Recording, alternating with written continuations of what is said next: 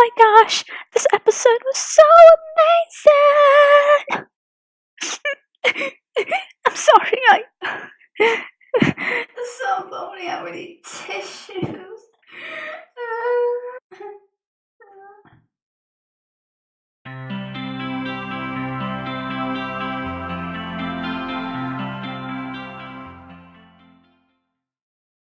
Hello, every pony. Sorry about all that. That was how I felt about this episode. The perfect pair. Sure, it sounds over dramatic as I usually am with everything, but it was how I was feeling with this episode.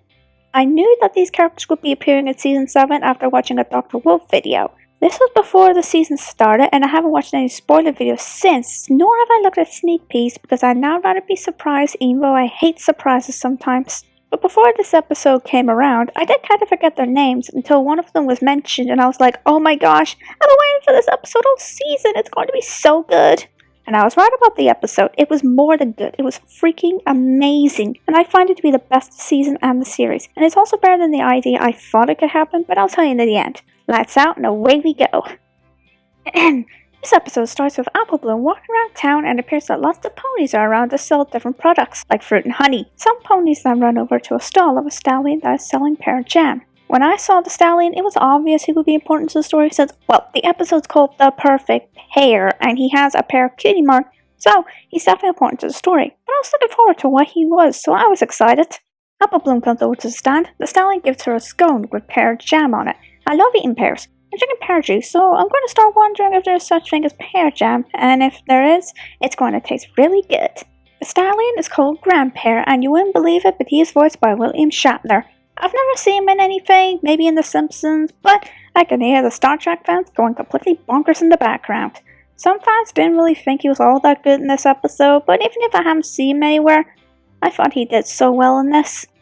Apple Bloom notices that he must be new, and Golden Grape says that he was originally from Ponyville before opening a famous Pear Jam store in Vancouver. She asks why he has moved back, and Grandpear says he came back for a change of pace. And the way he says it makes it seem like that it's not really it, but I was fooled by it. I always get fooled. Apple Bloom tries a scone with Pear Jam and seems to really like it, and can't believe she hadn't tried anything like it before. She asks how much a jar of the jam would be, but Grandpear lets her have it for free. That's really sweet of him. In any story I've read, even if it's not a romantic story, that's usually a sign that the character knows the main character but doesn't say so until the middle or the end of the story, so it could be a twist, like they are family, relative, or they knew him somehow but the main character didn't know. But in this case, it really did fool me because I didn't think of that until I watched the episode for the second time. Apple Bloom goes home, and we see that Applejack is helping Big Mac make flapjacks for breakfast for dinner. Don't know how that is possible, but okay. Apple Bloom comes in and knows what the flapjack's perfect topping should be, and that is pear jam. But Applejack freaks out about this, and as Granny Smith is about to come downstairs, they hide the pear jam under a floorboard, and Apple Bloom is confused about this. Even the first time I watched the episode, I was kinda confused until it was explained by Applejack after Apple Bloom asked what was the big deal because it was just pear jam she got. Applejack says that the pears have a long-standing feud with the apples. I was kind of expecting a feud or rivalry with the carrot farm nearby, but we've never seen Carrot Top give a sort of nasty look to any of the apples, and we've never really seen her family. I wonder if her family lives somewhere outside of Ponyville, but that's not important now. This feud also works with me since it's pretty unexpected as it's a family we've never heard or seen before, even for all those 7 seasons. Some fans would say that's a terrible idea and it's pointless, like in season 1 when Twilight had to be put into episodes when she didn't need to be. Apple Bloom asks why there's a feud, but Applejack and Big Mac are not sure why. Apple Bloom wonders if she should ask Granny Smith about it, but Applejack explains that every time they asked her, she would get upset about it, that she wouldn't talk about it. Any pony can relate to this, as there have been times we've done something we regret so much that we never really tell others, even our friends or family, until we think what is the right time.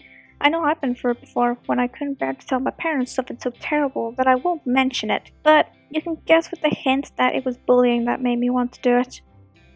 Anyway, on a happier note, let's get back to the episode. Apple Bloom says that Grandpear was kind to her, even though she's part of the Apple family, and wonders why. Now that's another thing and something I've read. Usually the result that the character wasn't being mean to the main character could be either 1, they regret something, or 2, the main character looks like a lot like a parent that passed away. Sure, that's very cliched, but it does make you feel for that one character. The siblings decide to leave tomorrow to go ask Goldie Delicious about the feud. Wait, Goldie Delicious? We haven't seen her since Pinkie Apple Pie. Applejack does mention she is the family historian, so it would make sense to go to her for answers about the family. Like when they asked Goldie Delicious if Pinkie Pie was related to them, but hopefully in the series we'll see if Applejack and Pinkie Pie are related, as I think they are. Next day, the Apple siblings go to Goldie Delicious, where after they knock on the door, she comes in with an epic exit filled with books and such adorable kitty cats, which I feel sorry for as I'm an animal lover. Applejack tells Goldie that they are hoping she can tell them about the family feud. She reacts with surprise with a mix of shock. I would feel the same way if I had to go through that. Apple Bloom explains that Grandpa was nice to her and asks if the feud was the result of a possible misunderstanding and if they can fix it. Goldie Delicious doesn't know about this, and if it's a story that they want to hear, then they have the right to know about the feud. If there is a feud in my family, I would want to know too, but so far we don't have one. We just hate the neighbors that are next door to us as they are either very noisy or they say nasty things about us. Goldie gets out a book called Apple Family History, Volume 137. That's a very interesting name, and I would like to read it too, since we never really knew the history of the Apple family, except that Granny Smith founded Ponyville. As far as the story begins, it is revealed that the apple farm was not the only farm in Ponyville. There was another one next door, and it was the pear farm. And we see Granny Smith when she was a young adult. She still looks cute, and I always thought Applejack got her mane and tail color from Granny Smith, but I checked a few times and it turns out that they're not really the same color. I just know that Apple Bloom gets her eye color from her grandmother, and I know where she gets her coat and hair color from, but I'll get to that. And we see a younger grandparent, and the two leaders start to insult each other on what they grow, and all the other customers are looking at them with worried and probably scared too. To be honest, if I had to put up with two rivals fighting like that while I wanted to get something, I would do the same thing and just walk away, because there might be a chance that it could get violent. Grandpa and Granny Smith were always at each other at who was better at farming and who took better care of their trees. We see that Granny Smith would read her as a bedtime story at night.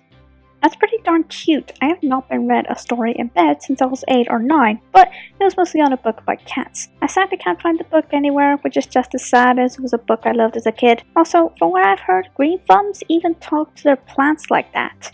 And Grandpa uses special blankets to keep the pear trees nice and warm. Don't know how that is possible, but okay. Then we see both the farms going to work, and they have different ways of harvesting. Like, the apples buck the trees, which gets some of the apples to fall into either the bucket or onto the ground, while the pears use their hooves to drop them into the buckets, and it appears the pears land nicely without being on the ground.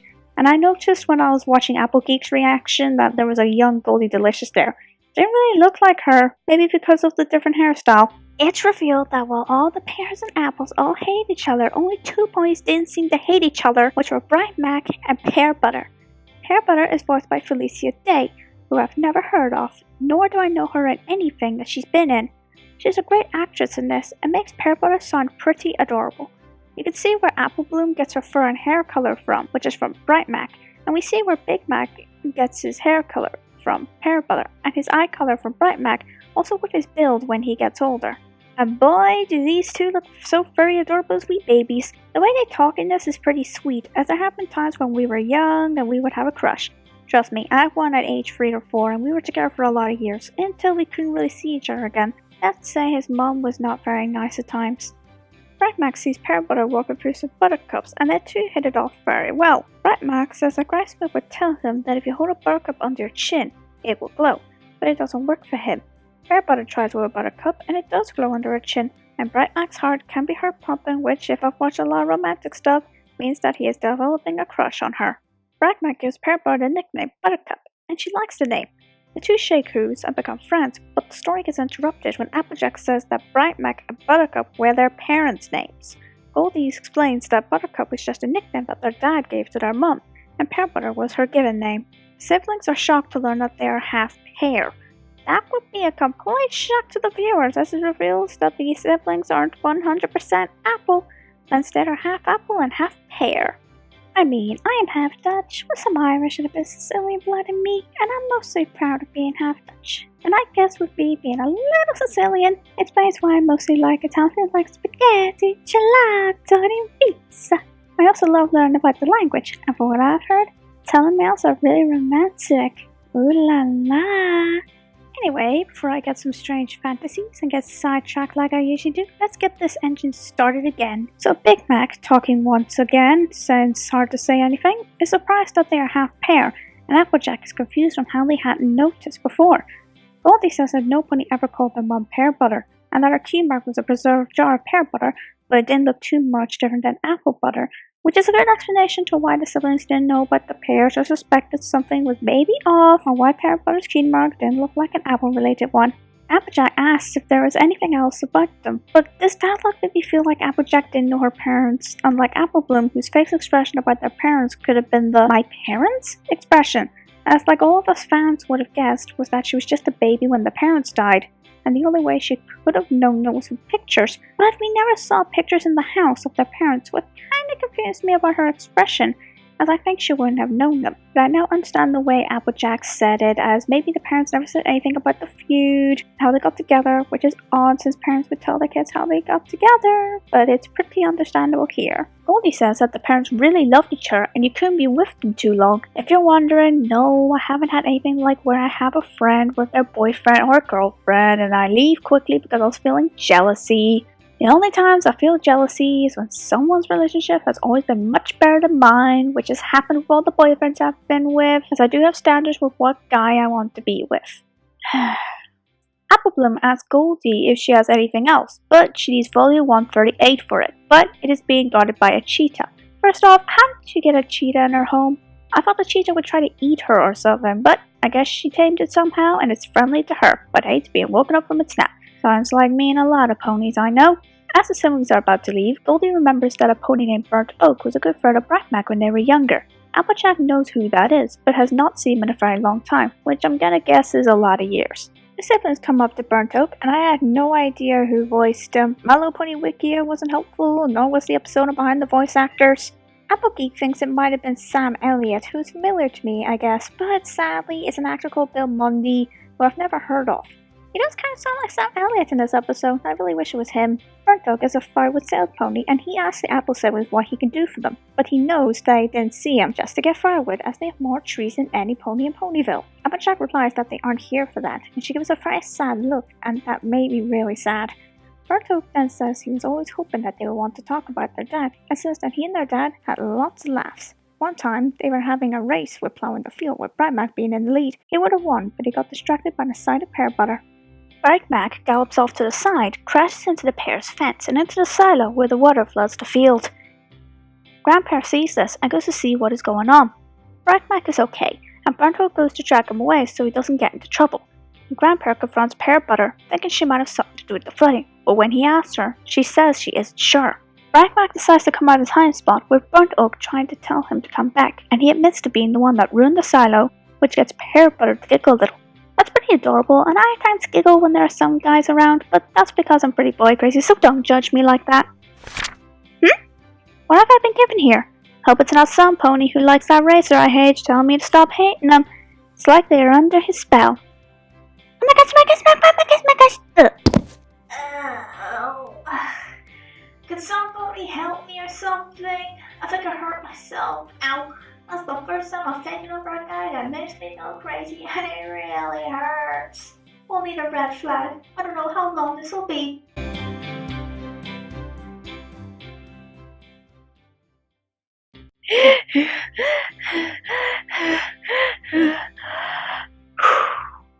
Alright, I'm good. Sorry about that. I would call that a red flag as we stopped there after I saw that image of one of my favorite race drivers. What? It's how I react to a celebrity I love. Don't judge me, it's what I do.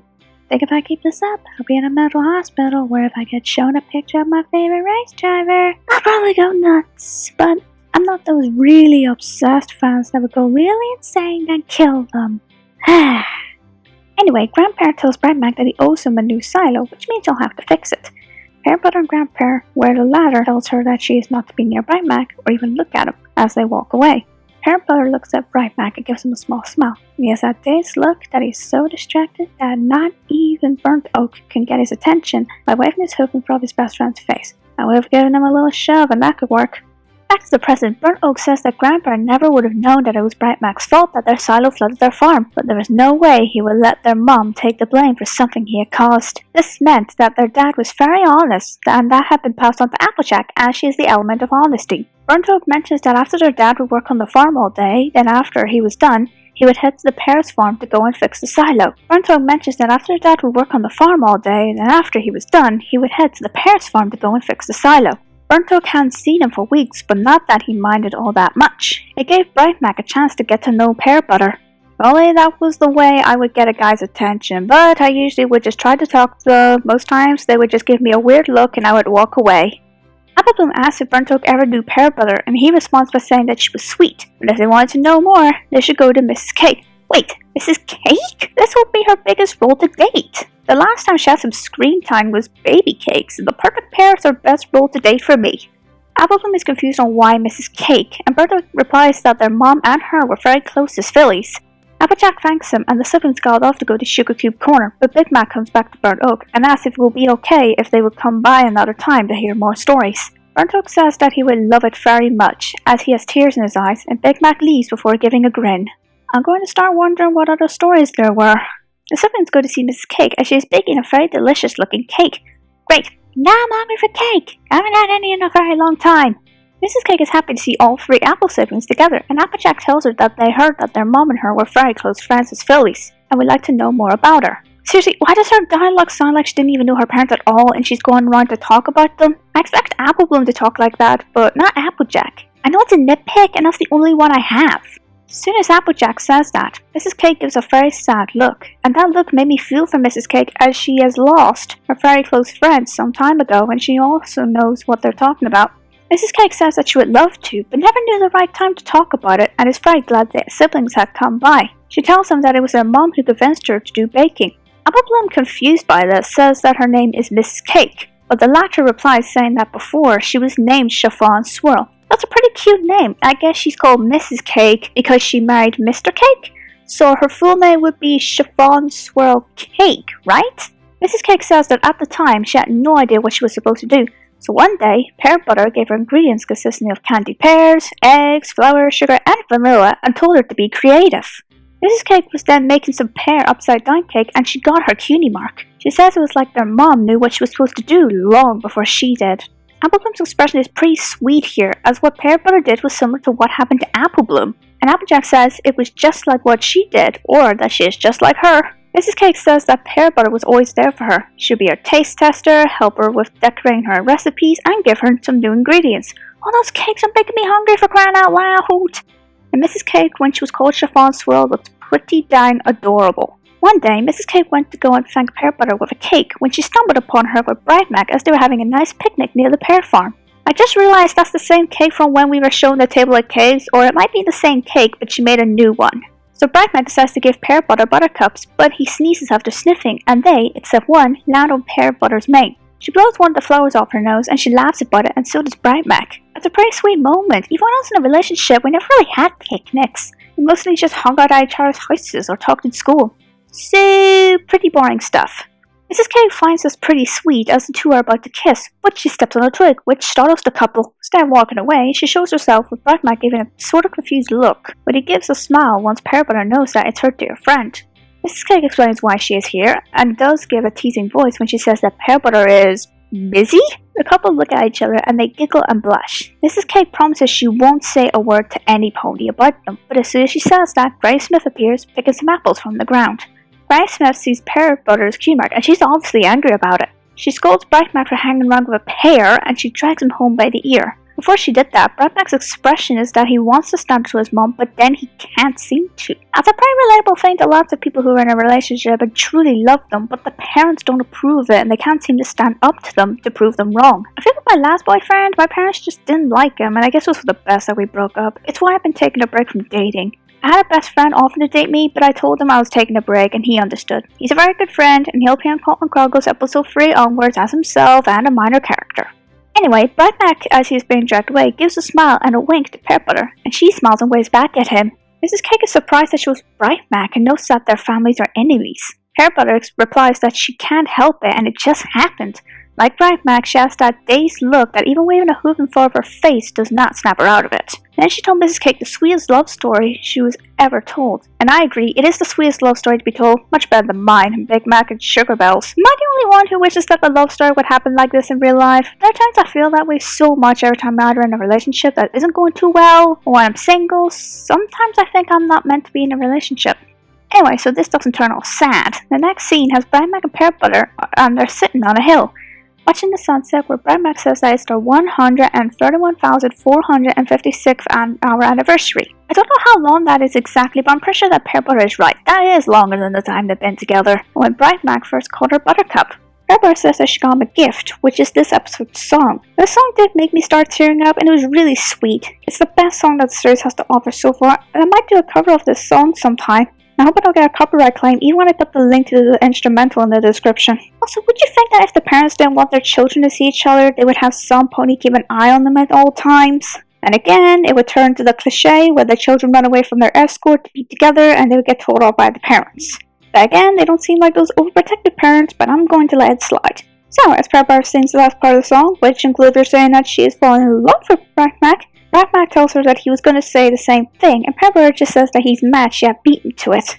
Never had anything like that in my relationships from what I remember. Maybe it's because I'm a serious pony and I can be very sensitive and not act like others. Maybe that explains why my relationships have failed.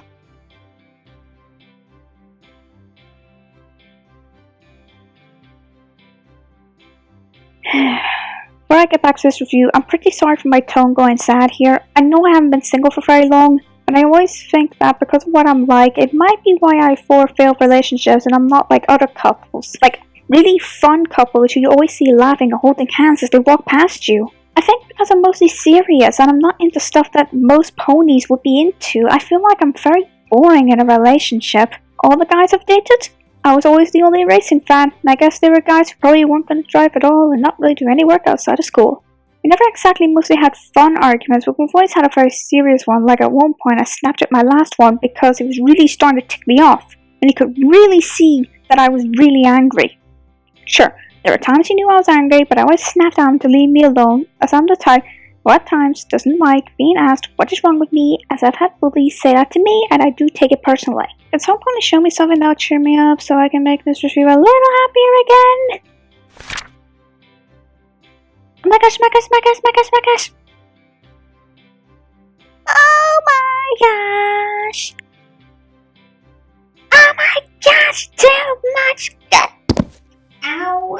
Anyway, back to the review. Bright Mac puts his hand on Pear Butter's head, covers her eyes with it, and leads it to a rock that has a heart with their teeny mark carved into it.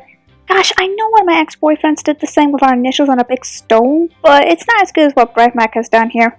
Bright Mac says the 3 words to Pear Butter and makes a joke that it didn't work out. They're about to kiss when the scene rips in half like a sheet of paper. The next scene has grandparents telling Pear Butter that they are moving to Vancouver. The reason they're moving is that there's acres of untouched land so they could plant more pear trees, and a warehouse to make their pear jams, and expand their business, but most importantly to be away from the apples. You know what I noticed when Pear Butter falls down on the bed crying? There's a picture of a red pony with yellow hair near her, and I think the fur color is where Big Mac gets it, and the hair is where Applejack gets hers. I can't tell who that is, but it was pretty interesting to see the second time I watched the episode. Then we have a really sad scene where Pear Butter has to tell Bright Mac that she and her family are moving and loves him, but she has to stay with her family, then runs away crying. That's the difficult thing about being in a relationship. You might have to move and you can't be with your true love anymore. I know I went through that. I haven't talked to him in years. Mrs. Cake says that Bright Mac then did the most romantic thing she had seen. Back to the present. The Apple siblings want to know what their dad did, but Mrs. Cake says they need one more pony, which happens to be Mare. Now she gets a bigger role than she ever had. Larger than the role she had in Slice of Life, I think. Unless the last roundup counts as well. Mare says that Bright Mac told her to meet him at the edge of Sweet Apple Acres. Bright Mac walks Pear Butter to the same location, and it's revealed that he set up a wedding so the two can get married so they don't have to be separated. This was the part of the episode that the feels really started to kick in, and I was about to have tears streaming down my face. Also, why do people think it's weird Mare has pink hair in this flashback? Remember, in Ponyville Confidential, it was revealed she dyed her hair grey, so it's not weird and it didn't bother me here. So the two walk up the arch, and I think I should use what I wanted to say as soon as Mare appeared in the flashback. This fall rated 5 stars, and it made lots of the My Little Pony fandom cry. Two star-crossed lovers separated because they're rival business families in Ponyville and have known each other since very adorable foals. Their foals are told of the story of how they first met, a story they never knew. Pear Butter takes the role of Juliet. Bright Mac is Romeo.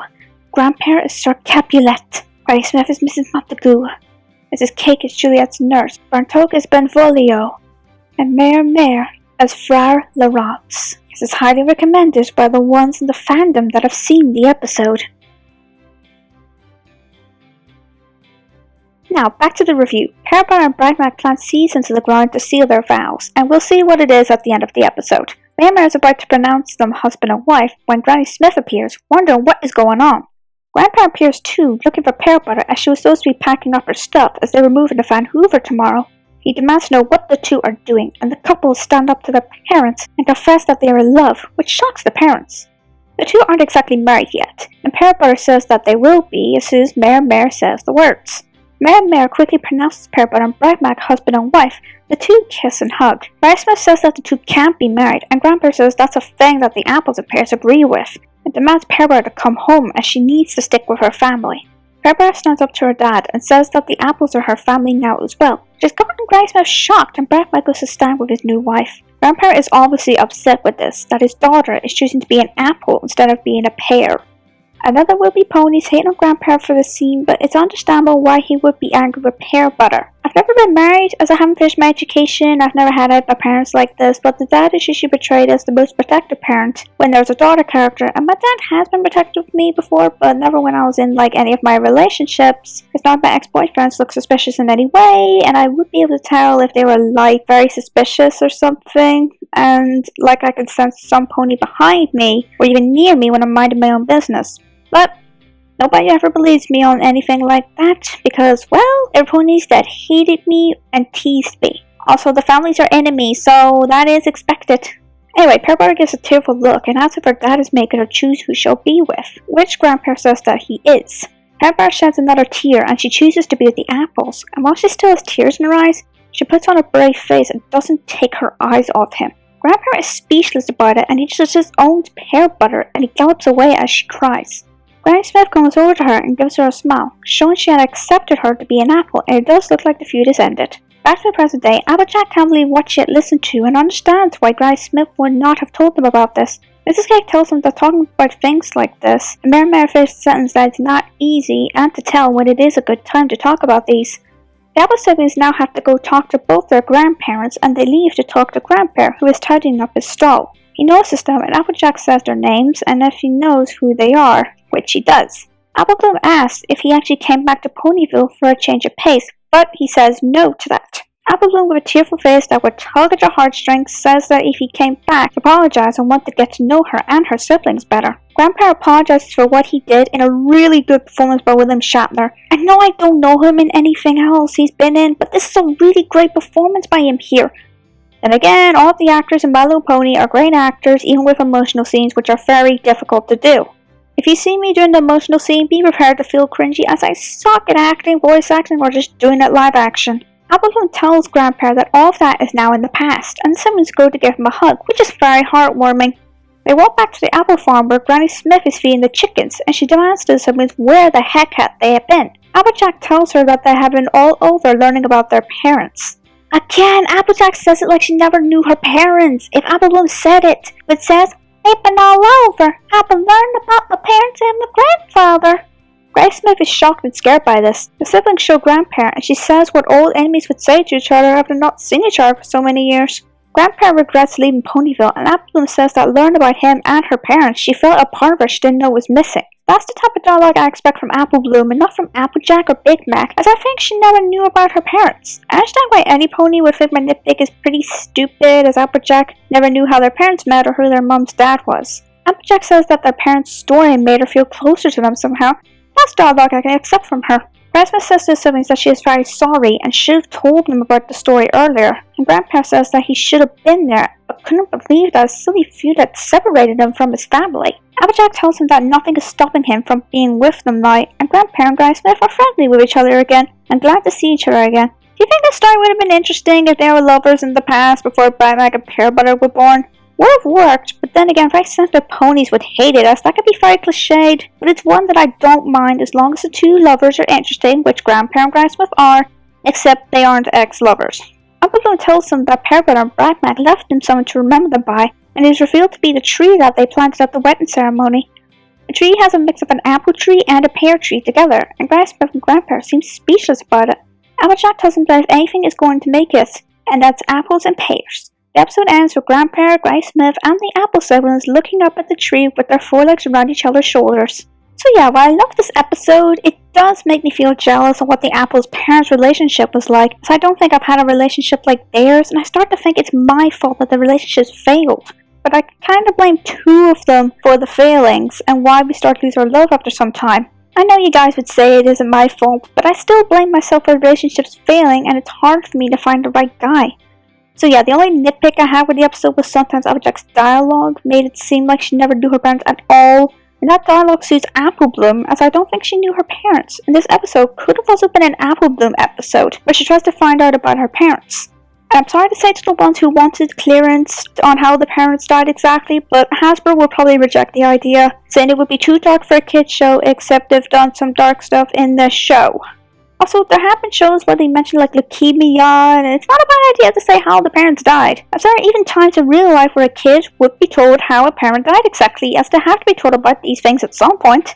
I'll rate this episode a 10 out of 10, and I'll now tell you the episode idea that I thought would have happened in this episode, but didn't. This could be an idea for maybe a future episode if Hasbro will allow it. The idea starts when Apple Bloom notices that other fools have parents and are having fun. She's on her own, and she decides to ask Grandsmith or Applejack on what happened to the parents. This would be a sad flashback with maybe a few scenes of Apple Bloom as an infant, as her parents spent time with her and all, as something sweet and heartwarming to see. At some point a disaster could happen off screen and the parents were sadly involved, and Applejack would be given her dad's hat. And it could explain why Applejack is very protective of Apple Bloom, because she doesn't want her to get involved into something like what happened to her parents. After the flashback, Apple Bloom has tears in her eyes and she hugs whoever she asked for the story and cries that she wished she had known her parents. And Applejack or Grandsmith say that they miss them too, and she will be given a picture of her parents to look at in the morning or when she goes to bed. So yeah, this episode was just amazing, and I'm gonna give this a checkered flag, and I know after I say this, Mr. Left Turn is gonna come in here and he'll say I stole a line from what he does in his reviews. I hope he's not going to do that. I mean, that is going to be very scary and kind of funny at the same time. Anyway, this is my review of the perfect pair of a pony. I am Romance Rider 1, and if you have a creative idea, share it with everybody.